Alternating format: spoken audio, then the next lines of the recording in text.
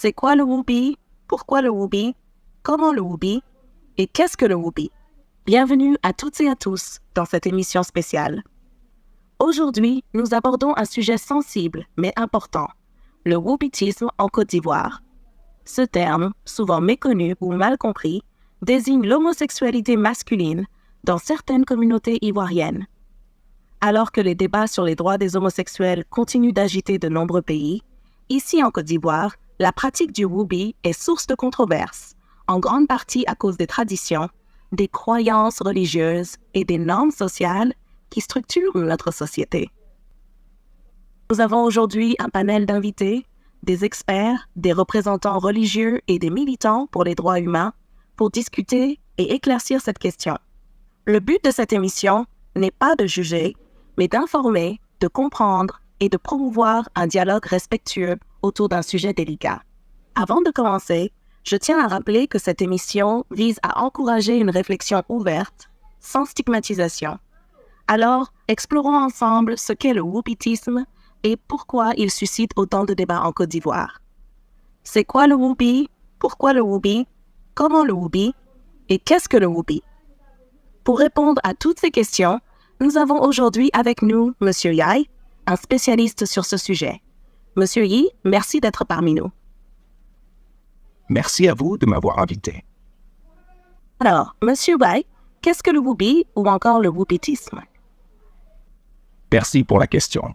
Le whoopi ou le whoopitisme est un terme utilisé dans certaines communautés en Afrique, notamment en Côte d'Ivoire, pour désigner les hommes homosexuels, particulièrement ceux qui adoptent des rôles féminins dans leurs relations.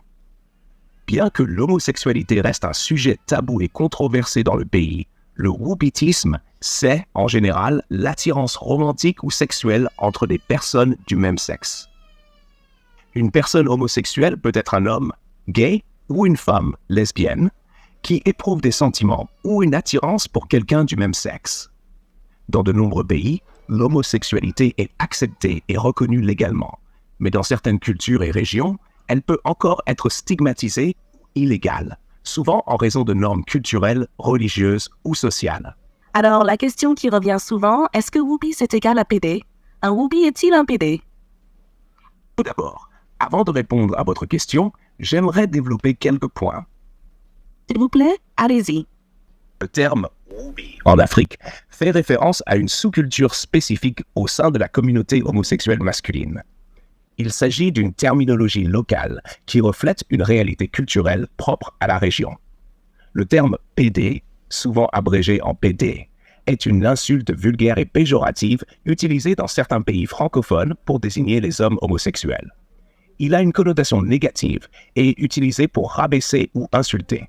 Il est donc considéré comme offensant. Pour votre question, non. Pour être clair, un whoobis n'est pas nécessairement un PD. En réalité, un whoobis est souvent perçu comme une nouvelle version de prostitution modélisée. Ce qui les distingue, c'est que certains PD ou encore homosexuels ont développé leurs caractéristiques féminines de manière naturelle, souvent depuis leur enfance.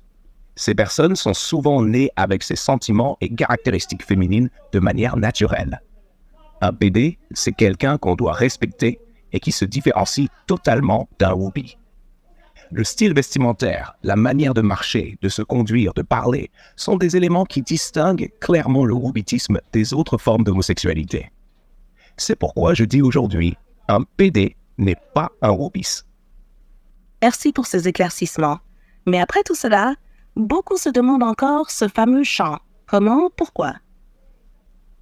Je vais vous répondre. Le whoopitisme, c'est une nouvelle stratégie qui a été cultivée par des hauts gradés, des personnes très influentes et très puissantes.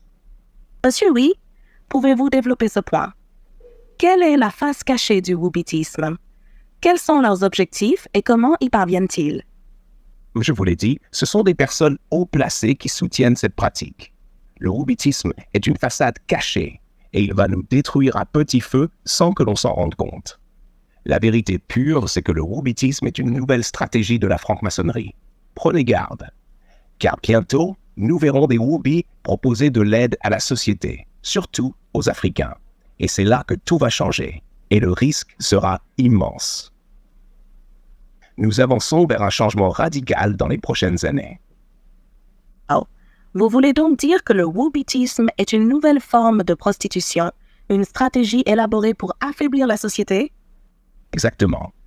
C'est une forme de prostitution moderne et une stratégie qui va nous conduire à notre perte si nous n'y faisons pas attention. Comment peut-on lutter contre cette pratique alors? À vrai dire, c'est très difficile, car la loi ne permet pas de lutter contre cela. Chaque être humain a le droit de vivre comme il l'entend. Il s'agit d'un droit à la liberté, à l'épanouissement. Et il y a plein de lois qui protègent ces individus. Même la loi n'y peut rien. Toutefois, la seule loi capable de lutter contre cela est la loi religieuse. Ensemble, nous pouvons y parvenir, mais ce chemin est semé d'embûches. Même certains religieux, grands prêtres, imams et autres hommes de foi préfèrent accepter des pots de vin plutôt que de révéler la vérité. Ils soutiennent cette pratique au lieu de la dénoncer. Cependant, une question importante se pose. Quelles sont les conséquences sociales du woobitisme dans les communautés africaines, notamment en Côte d'Ivoire? Les conséquences sociales sont profondes. Le woobitisme est souvent mal perçu, créant une division au sein de la société. Certaines personnes voient cela comme une menace pour les valeurs traditionnelles et les normes culturelles, tandis que d'autres, en particulier les jeunes générations, le perçoivent comme une forme d'expression personnelle et de liberté individuelle. Cela peut mener à des tensions au sein des familles et des communautés, avec des conflits sur la manière de gérer ou d'accepter cette réalité. De plus, le woobitisme peut entraîner la marginalisation de ceux qui s'identifient à cette pratique, les exposant à des discriminations ou à des violences. Intéressant. Mais comment les jeunes Africains perçoivent-ils le woobitisme? Est-ce un phénomène générationnel? Oui, en grande partie. Les jeunes sont plus exposés aux influences extérieures grâce aux réseaux sociaux, à la télévision et à Internet. Beaucoup d'entre eux sont plus ouverts d'esprit et moins rigides face à des questions comme l'identité sexuelle et l'expression de soi. Ils adoptent souvent des attitudes plus tolérantes que les générations plus anciennes, qui sont profondément ancrées dans des traditions et des valeurs religieuses. Cependant, même chez les jeunes, il y a encore des clivages. Certains sont influencés par des mouvements de tolérance internationale, tandis que d'autres restent très conservateurs, parfois en raison des pressions familiales ou religieuses. Vous parliez tout à l'heure de la franc-maçonnerie et du woobitisme comme une stratégie cachée. Pensez-vous que cela a un impact sur la politique ou l'économie en Afrique? Absolument. Des pratiques comme le woobitisme peuvent être utilisées pour infiltrer certaines sphères de pouvoir, que ce soit au niveau politique ou économique. Il y a des hommes puissants qui peuvent soutenir ces pratiques, non pas par conviction, mais pour manipuler et influencer des groupes ou des communautés. Cela peut conduire à des alliances cachées, où des individus sont poussés à adopter certaines idéologies ou modes de vie en échange de positions ou d'avantages économiques. C'est un phénomène qui va bien au-delà de la sexualité. C'est une question de contrôle et d'influence au plus haut niveau. Certaines personnes pensent que le woobitisme pourrait avoir un impact sur la culture et l'art en Afrique. Quelle est votre opinion à ce sujet? Effectivement, la culture et l'art ne sont pas épargnés. Dans certaines régions, des artistes s'emparent de ces thèmes et en font des œuvres provocatrices ou de revendication.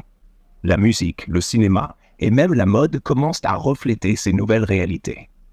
D'un côté, cela peut être vu comme une forme d'expression artistique et de liberté. Mais d'un autre côté, cela peut aussi être perçu comme une déviation par ceux qui restent très attachés aux normes traditionnelles. Le risque est que cela crée un fossé entre ceux qui acceptent cette nouvelle forme d'expression et ceux qui y résistent, menant à un choc culturel. Une autre question qui nous est souvent posée, les woobies sont-ils organisés en communauté? Ont-ils des leaders ou des figures influentes? Oui, dans certaines régions, les woobies ont formé des communautés où ils se soutiennent mutuellement. Ces groupes peuvent être informels, mais certains ont des leaders ou des figures de proue qui prennent la parole publiquement pour défendre leurs droits et leur mode de vie. En Côte d'Ivoire, bien que cela soit encore tabou, il existe des figures influentes, souvent des personnes discrètes mais respectées dans leur cercle, qui jouent un rôle clé dans la défense et la protection des woobies. Cependant, il reste prudent, car l'hostilité sociale et les pressions sont encore très fortes. Comment voyez-vous l'évolution du wokisme dans les années à venir? L'évolution du wokisme dépendra beaucoup des transformations sociales en Afrique. Si les sociétés africaines deviennent plus ouvertes et tolérantes, nous pourrions voir une plus grande acceptation de ces pratiques, avec peut-être même une reconnaissance légale des droits des personnes concernées, comme cela s'est fait dans d'autres régions du monde. Cependant, si les mouvements conservateurs et religieux prennent plus de poids, il y aura probablement une réaction plus violente et des tentatives de répression. Quoi qu'il en soit, le wokisme continuera à provoquer des débats, car il est au croisement des questions de sexualité, de pouvoir et d'influence. Nous avons déjà abordé plusieurs aspects du wokisme. Maintenant, explorons un autre angle crucial. Quel rôle joue l'éducation dans le rejet du wokisme et comment peut-elle influencer les perceptions? L'éducation joue un rôle essentiel dans la formation des opinions et des attitudes envers des pratiques comme le wokisme. Dans les sociétés où l'éducation est fortement influencée par des valeurs traditionnelles et religieuses, les écoles tendent à véhiculer des messages qui condamnent ou ignorent l'homosexualité et le wokisme. Ces institutions renforcent les préjugés et les stéréotypes négatifs dès un jeune âge, ce qui peut mener à une acceptation tacite de ces pratiques comme étant moralement inacceptables. D'un autre côté, l'éducation pourrait aussi renforcer la résistance contre le wokisme en consolidant les valeurs traditionnelles et en promouvant des normes sociales conservatrices. En mettant l'accent sur les valeurs familiales traditionnelles, l'éducation peut servir à affirmer les arguments contre le wokisme en renforçant des croyances telles que la préservation de la famille et la continuité des traditions culturelles. Pour ceux qui s'opposent au wokisme, l'éducation devient un outil pour diffuser des points de vue et renforcer les arguments contre cette pratique. En éduquant les jeunes sur l'importance de préserver les valeurs culturelles et religieuses et en affirmant que le wokisme est contraire à ces valeurs, l'éducation peut solidifier l'opposition à cette pratique. Les programmes éducatifs qui soulignent les dangers perçus du wokisme et qui promeuvent des normes de conduite alignées à des valeurs traditionnelles peuvent renforcer le rejet de cette pratique. Donc, comment les institutions éducatives peuvent-elles utiliser leur influence pour promouvoir une opposition au wokisme? Les institutions éducatives peuvent jouer un rôle crucial dans la promotion de l'opposition au wokisme en intégrant dans leurs programmes des contenus qui mettent en avant les valeurs traditionnelles et religieuses. Elles peuvent organiser des conférences, des débats et des ateliers pour discuter des dangers du wokisme, tout en promouvant des normes sociales conservatrices. En fournissant des arguments qui s'appuient sur des principes culturels et religieux, elles renforcent les positions traditionnelles contre cette pratique. De plus, l'éducation peut être utilisée pour sensibiliser les élèves et les jeunes aux valeurs fondamentales de la société, en soulignant l'importance de préserver les pratiques culturelles et sociales jugées essentielles pour la cohésion sociale. Les écoles peuvent aussi collaborer avec des leaders religieux et communautaires pour soutenir des campagnes éducatives qui encouragent les jeunes à rejeter le wokisme comme contraire à leurs valeurs. Maintenant, une question clé. Quel rôle joue l'éducation dans la perception du wokisme en Afrique? L'éducation joue aussi un rôle fondamental dans la perception du wokisme, mais elle est à double tranchant.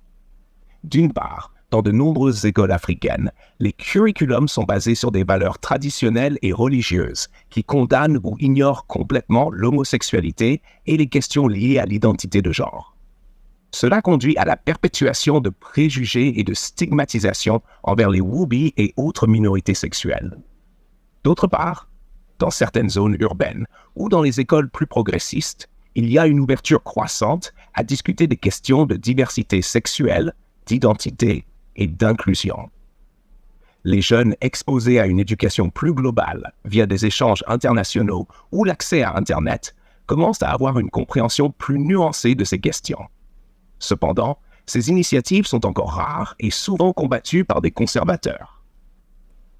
L'éducation pourrait être un outil puissant pour promouvoir la tolérance et l'acceptation, mais tant qu'elle reste fortement influencée par des doctrines religieuses ou des valeurs traditionnelles rigides, elle continuera à renforcer la marginalisation des woobies. Une réforme éducative qui inclurait des programmes sur les droits humains, l'égalité et la diversité serait nécessaire pour changer les mentalités à long terme. Donc, comment les écoles et les institutions éducatives peuvent-elles contribuer à la réduction de la stigmatisation liée au woobitisme? Les écoles et les institutions éducatives jouent un rôle crucial dans la formation des jeunes esprits. Elles peuvent contribuer à réduire la stigmatisation en intégrant des cours sur les droits humains, la diversité et l'inclusion dans leurs programmes. Il est essentiel d'introduire des discussions sur la tolérance, le respect des différences et l'égalité des chances dès un jeune âge. Les enseignants doivent aussi être formés pour aborder ces questions de manière sensible et non discriminatoire. Cependant, cela nécessite du courage, car dans certaines régions, les écoles qui tenteraient de le faire pourraient faire face à des résistances culturelles ou religieuses. Mais si l'éducation parvient à sensibiliser les jeunes générations aux réalités de la diversité, y compris les questions d'identité de genre et de sexualité, cela pourrait réduire la discrimination et offrir aux woobies et autres minorités sexuelles un espace plus sûr pour s'exprimer sans crainte de marginalisation. Et voilà, mesdames et messieurs, nous arrivons à la fin de cette émission Tout savoir. Aujourd'hui, nous avons exploré en profondeur le phénomène du woobitisme, ses implications et ses répercussions sur notre société. Monsieur E nous a éclairé sur les différentes facettes du woobitisme, en mettant en lumière les distinctions importantes entre ce phénomène et d'autres réalités comme l'homosexualité en général. Nous avons aussi discuté des défis liés à l'éducation et à la manière dont elle peut influencer nos perceptions et renforcer les valeurs traditionnelles. La compréhension et la prise de position sur des sujets aussi sensibles nécessitent une réflexion approfondie. Nous avons vu comment les croyances culturelles et religieuses peuvent modeler les attitudes envers des pratiques controversées et comment les institutions éducatives peuvent jouer un rôle crucial dans cette dynamique. Nous vous encourageons à continuer de vous informer, à poser des questions et à engager des discussions respectueuses sur ces sujets. Les débats et la réflexion sont essentiels pour comprendre et aborder les questions complexes qui touchent notre société. Merci à tous pour votre attention et votre participation. Restez connectés pour la deuxième partie de notre émission où nous approfondirons davantage ces sujets cruciaux. D'ici là, prenez soin de vous et à bientôt sur Tout savoir, vous saurez tout. Surtout n'oubliez pas de vous abonner, aimer, partager et d'activer la cloche de notification. À très bientôt sur Tout savoir, vous saurez tout.